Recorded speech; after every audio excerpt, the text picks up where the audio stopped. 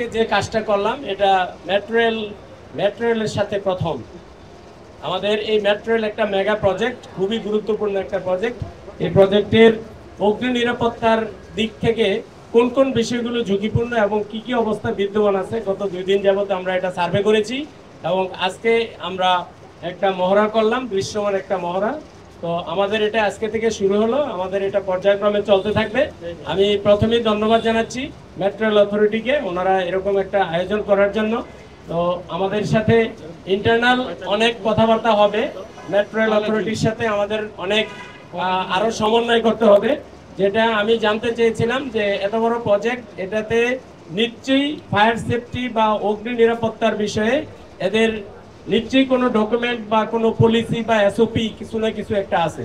তো যে SOP document বা পলিসি যেটাই থাকুক, ওটা যদি মেট্রো রেল অথরিটি আমাদেরকে সরবরাহ করেন, তারপর আমরা ওনাদের সাথে মিলে বসে তারপর আমরা সমন্বিতভাবে এই মেট্রো রেলে কোনো দুর্ঘটনা ঘটলে সেটা আমরা ফেস করতে পারবো।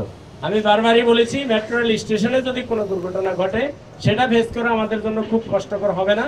বাট যদি দুইটা স্টেশনের মাঝামাঝি কোনো দুর্ঘটনা, অগ্নি দুর্ঘটনা বা যে কোনো দুর্ঘটনা ঘটে ট্রেন চলাকালীন সময়ে, ওখানে আমরা কিভাবে ফেস করব, এই বিষয়টা নিয়ে আমাদের কাজ করার সুযোগ আছে এবং আমরা আশা করি আমরা এই কাজটা করব, ভবিষ্যতে আমরা বসবো। এর পাশাপাশি যারা সিকিউরিটির দায়িত্বে আছেন, মেট্রো রেল পুলিশ এবং আনসার যারা আছেন, ওনাদেরও একটা বিশাল দায়িত্ব আছে। ওনারা সার্বক্ষণিক যেহেতু নিরাপত্তা দিয়ে থাকেন, তো নিরাপত্তার পাশাপাশি ওনারা যদি আমাদের সাথে থাকেন, আমরা সেফটির কিছু দায়িত্ব ওনাদেরকে দিয়ে দেবো।